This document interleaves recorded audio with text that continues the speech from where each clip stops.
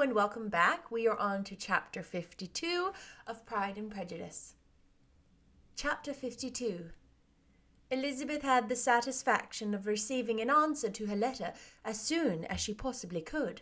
She was no sooner in possession of it than, hurrying into the little copse where she was least likely to be interrupted, she sat down on one of the benches and prepared to be happy, for the length of the letter convinced her that it did not contain a denial. Gracechurch Street, September 6th. My dear niece, I have just received your letter, and shall devote this whole morning to answering it, as I foresee that a little writing will not comprise what I have to tell you. I must confess myself surprised by your application. I did not expect it from you. Don't think me angry, however, for I only mean to let you know that I had not imagined such inquiries to be necessary on your side. If you do not choose to understand me, forgive my impertinence. Your uncle is as much surprised as I am, and nothing but the belief of your being a party concerned would have allowed him to act as he had done. But if you are really innocent and ignorant, I must be more explicit. On the very day of coming home from Longbourn, your uncle had a most unexpected visitor. Mr. Darcy called, and was shut up with him several hours. It was all over before I arrived, so my curiosity was not so dreadfully racked as yours seems to have been. He came to tell Mr. Gardiner that he had found out where your sister and Mr. Wickham were, and that he had seen and talked with them both, Wickham repeatedly, Lydia once. From what I can collect, he left Derbyshire only one day after ourselves, and came to town with the resolution of hunting for them. The motive professed was his conviction of its being owing to himself that Wickham's worthlessness had not been so well known as to make it impossible for any young woman of character to love or confide in him. He generously imputed the whole to his mistaken pride, and confessed that he had before thought it beneath him to lay his private actions open to the world. His character was to speak for itself. He called it, therefore, his duty to step forward and endeavour to remedy an evil which had been thought on by himself. If he had another motive, I am sure it would never disgrace him. He had been some days in town before he was able to discover him, but he had something to direct his search which was more than we had, and the consciousness of this was another reason for his resolving to follow us. There is a lady, it seems, a Mrs. Young, who was some time ago governess to Miss Darcy, and was dismissed from her charge on some cause of disapprobation, though he did not say what. She then took a large house in Edward Street, and has since maintained herself by letting lodgings. This Mrs. Young was, he knew, intimately acquainted with Wickham, and he went to her for intelligence of him as soon as he got to town, but it was 2 or 3 days before he could get from her what he wanted. She would not betray her trust, I suppose, without bribery and corruption, for she really did know where her friend was to be found. Wickham indeed had gone to her on their first arrival in London, and she had been able to receive them into her house. They would have taken up their abode with her. At length, however, our kind friend procured a wished-for direction. They were in Street. He saw Wickham, and afterwards insisted on seeing Lydia. His first object with her, he acknowledged, had been to persuade her to quit her present disgraceful situation and return to her friends as soon as they could be prevailed on to receive her, offering his assistance as far as it would go. But he found Lydia absolutely resolved on remaining where she was. She cared for none of her friends. She wanted no help of his. She would not hear of leaving Wickham. She was sure they should be married some time or other, and it did not much signify when. Since such were her feelings, it only remained, he thought, to secure and expedite a marriage, which, in his very first conversation with Wickham, he easily learnt had never been his design. He confessed himself obliged to leave the regiment on account of some debts of honour which were very pressing, and scrupled not to lay all the ill consequences of Lydia's flight on her own folly alone. He meant to resign his commission immediately, and as to his future situation, he could conjecture very little about it. He must go somewhere, but he did not know where, and he knew he should have nothing to live on. Mr. Darcy asked him why he had not married your sister at once. Though Mr. Bennet was not imagined to be very rich, he would have been able to do something for him, and his situation must have been better fitted by marriage. But he found, in reply to this question, that Wickham still cherished the hope of more effectually making his fortune by marriage in some other country. Under such circumstances, however, he was not likely to be proof against the temptation of immediate relief. They met several times, for there was much to be discussed. Wickham, of course, wanted more than he could get, but at length was reduced to be reasonable. Everything was settled between them. Mr. Darcy's next step was to make your uncle acquainted with it, and he first called in Gracechurch Street the evening before I came home. But Mr. Gardiner could not be seen, and Mr. Darcy found, on further inquiry, that your father was still with him, but would quit town the next morning. He did not judge your father to be a person whom he could so properly consult as your uncle, and therefore readily postponed seeing him till after the departure of the former. He did not leave his name until the next day it was only known that a gentleman had called on business. On Saturday he came again. Your father was gone, your uncle at home, and, as I said before, they had a great deal of talk together. They met again on Sunday, and then I saw him too. It was not all settled before Monday. As soon as it was, the express was sent off to Longbourn, but our visitor was very obstinate. I fancy, Lizzie, that obstinacy is a real defect of his character after all. He had been accused of many faults at different times, but this is a true one. Nothing was to be done that he did not do himself, though I am sure, and I do not speak it to be thanked, therefore say nothing about it, your uncle would most readily have settled the whole. They battled it together for some time, which was more than either gentleman or lady concerned in it deserved.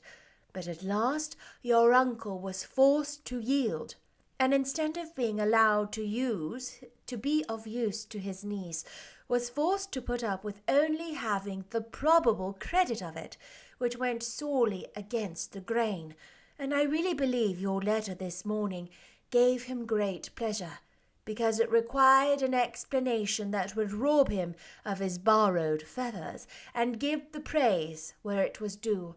But, Lizzie, this must go no farther than yourself, or Jane at most. You know pretty well, I suppose, what has been done for the young people. His debts are to be paid, amounting, I believe, to considerably more than £1,000, another 1,000 in addition to her own settled upon her, and his commission purchased. The reason why all this was to be done by him alone was such as I have given above. It was owing to him that his reserve and want of proper consideration that Wickham's character had been so misunderstood, and consequently that he had been received and noticed as he was. Perhaps there was some truth in this, though I doubt whether his reserve, or anybody's reserve, can be answerable for the event. But in spite of all this fine talking, my dear Lizzie, you may rest perfectly assured that your uncle would have never yielded if we had not given him credit for another interest in the affair. When all this was resolved on, he returned again to his friends, who were still staying at Pemberley. but it was agreed that he should be in London once more when the wedding took place, and all money matters were then to receive the last finish. I believe I have now told you everything. It is a relation which you tell me is to give you great surprise. I hope at least it will not afford you any displeasure. Lydia came to us, and Wickham had consent admission to the house. He was exactly what he had been when I knew him in Hertfordshire, but I would not tell you how little I was satisfied with her behaviour while she stayed with us, if I had not perceived by Jane's letter last Wednesday that her conduct on coming home was exactly of a piece with it, and therefore what I now tell you can give you no fresh pain. I talked to her repeatedly in the most serious manner, representing to all her the wickedness of what she had done, and all the unhappiness she had brought on her family. If she heard me, it was by good luck, for I am sure she did not listen. I was sometimes quite provoked, but then I recollected my dear Elizabeth and Jane, and for their sakes had patience with her. Mr. Darcy was punctual in his return, and as Lydia informed you, intended the wedding. He dined with us the next day, and was to leave town again on Wednesday or Thursday. Will you be very angry with me, my dear Lizzie, if I take this opportunity of saying, what I was never bold enough to say before, how much I like him? His behaviour to us has, in every respect, been as pleasing as when we were in Derbyshire. His understanding and opinions all please me. He wants nothing but a little more liveliness, and that, if he marry prudently, his wife may teach him. I thought him very sly. He hardly ever mentioned your name, but slyness seems the fashion.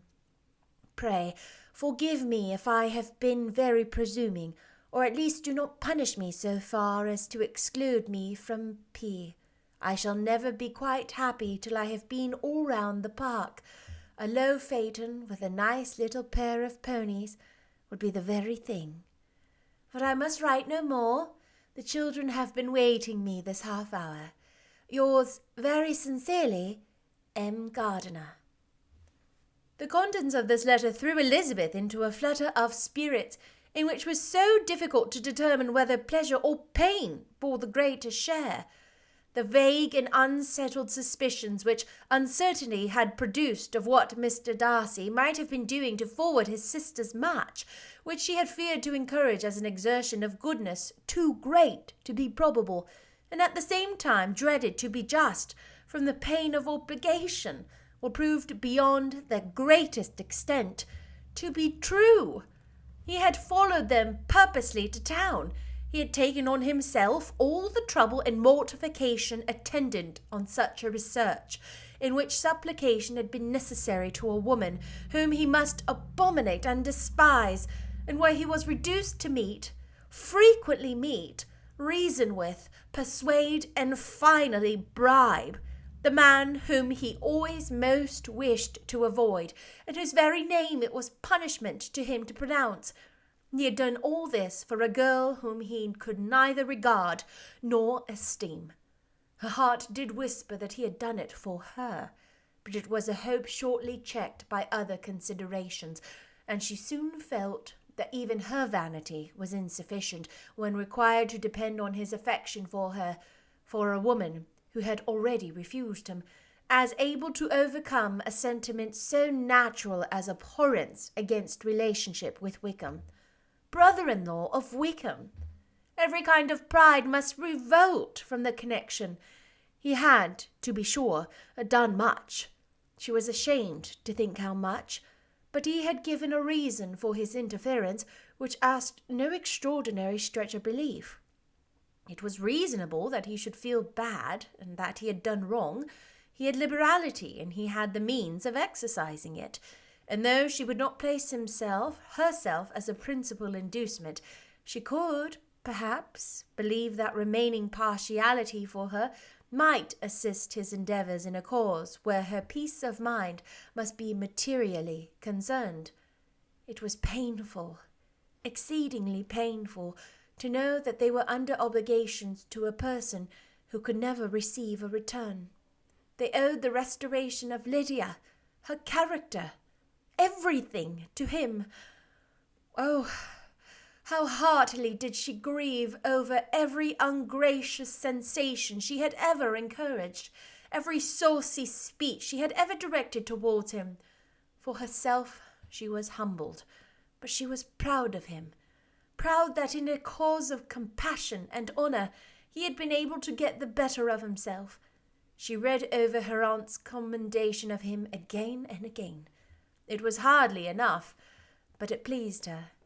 She was even sensible of some pleasure, though mixed with regret, on finding how steadfastly both she and her uncle had been persuaded that affection and confidence subsisted between Mr. Darcy and herself. She was roused from her seat and her reflections by someone's approach, and before she could strike into another's path, she was overtaken by Wickham. "I'm afraid I interrupt your solitary ramble, my dear sister," said he, as he joined her. "You certainly do," she replied with a smile, "but it does not follow that the interruption must be unwelcome." "I would be sorry indeed if it were. We were always good friends, and now we are better." "True. Are the others coming out?" "I do not know. Mrs. Bennet and Lydia are going in the carriage to Meryton, and so, my dear sister, I find from our uncle and aunt that you have actually seen Pemberley." She replied in the affirmative. "I almost envy you the pleasure, and yet I believe it would be too much for me, or else I could take it in my way to Newcastle. And you saw the old housekeeper, I suppose? Poor Reynolds, she was always very fond of me, but of course she did not mention my name to you."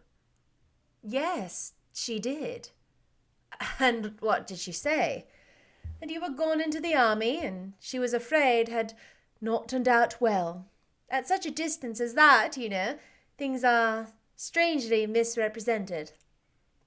"Certainly," he replied, biting his lips. Elizabeth hoped she had silenced him, but he soon afterwards said, "I was surprised to see Darcy in town last month. Passed each other several times. I wonder what he can be doing there." "Perhaps preparing for his marriage with Mr. Berg," said Elizabeth. "It must be something particular to take him there at this time of year." "Undoubtedly. Did you see him while you were at Lambton? I thought I understood from the gardeners that you had." "Yes, he introduced us to his sister." "And do you like her?" "Very much." "I have indeed heard that she is uncommonly improved within this last year or two. When I saw her last, she was not very promising." "I am very glad to hear you liked her. Hope she will turn out well." "I dare say she will. She has got over the most trying age." "Did you ever go to the village of Kimpton?" "I do not recollect that we did." I mention it because it is the living which I ought to have had. A most delightful place, excellent parsonage house. It would have suited me in every respect." "And how should you have liked making sermons?" "Exceedingly well. I should have considered it as part of my duty, and the exertion would have been for nothing. One ought not to repine, but, to be sure, it would have been such a thing for me. The quiet, the retirement of such a life would have answered all my ideas of happiness. But it was not to be. Did you ever hear Darcy mention the circumstance when you were in Kent?" "I have heard it from authority, which I thought as good, that it was left you conditionally only, and at the will of the present patron." "You have?" "Yes, there was something in that. I told you so from the first. You may remember." "I did hear, too, that there was a time when sermon-making was not so palatable as you seem to be at present, that you actually declared your resolution of never taking orders, and that the business had been comprised accordingly." "You did? And it was not wholly without foundation?" You may remember what I told you on that point when first we talked of it." They were now almost at the door of the house, for she had walked fast to get rid of him, and unwilling, for her sister's sake, to provoke him, she only said in reply, with a good-humoured smile, "Come, Mr. Wickham, we are brother and sister, you know. Do not let us quarrel about the past. In future, I hope we shall be always of one mind." She held out her hand. He kissed it with affectionate gallantry, though he hardly knew how to look, and they entered the house. That was the end of chapter 52. I love the passive-aggressive communication that Elizabeth is giving Wickham. She's like, "Oh, I heard this. Crazy, right?" And he's like, "Oh, you might remember that I basically told you that." She's like, "Oh, haha, really? I will see you next time with chapter 53. Bye-bye.